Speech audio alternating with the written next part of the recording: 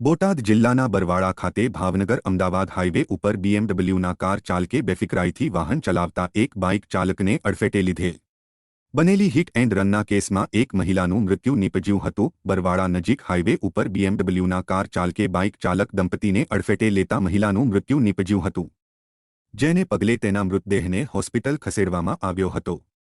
મૃતક પરિવારના સભ્યોએ જ્યાં સુધી કાર ચાલક ઝડપાઈ નહીં ત્યાં સુધી મૃતદેહ સ્વીકારવાનો ઇનકાર કર્યો હતો। જો કે લાંબી ચાલેલી સમજાવટ બાદ અંતે મૃતદેહ સ્વીકારવામાં આવ્યો હતો। બનાવને પગલે પરિવારમાં ભારે આક્રોશ ફેલાયો છે। હવે તેમના પરિવારજનોએ હૈયાવરા ઠાલવી હતી।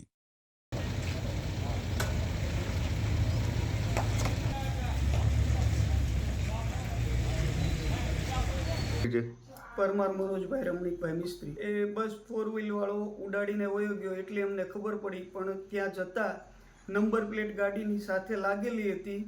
બીએમ કાર છે અને 9 વાગે બસ રાત્રિના 9 વાગે ભટકાણેલી હતી અને અત્યારે સવારના 9 વાગ્યા છે તો એ આરોપી નથી આવ્યો।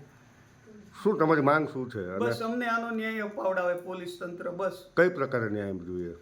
ગમે તે રીતે કે ભાઈ ભટકાડીને વયો ગયો તો એને દવાખાના સુધી પહોંચાડી હોત તો અમારી છોકરી બચે।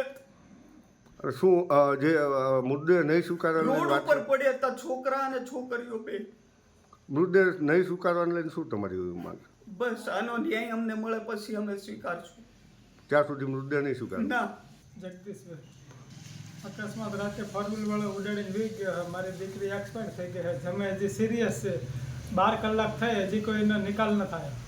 તો હવે તમારી શું માંગ છે? અમે હાર સ્વીકારવાના નથી જ્યાં લગી નિકાલ ન આવે ત્યાં સુધી। આરોપી ઝડપાવો જોઈએ। શું નથી સ્વીકારવાના? Dead body. તો હવે તમારી માંગ શું એમ? આરોપીને પોલીસ ખાતું ઝડપી લે અને આનો અમને નિકાલ આપે।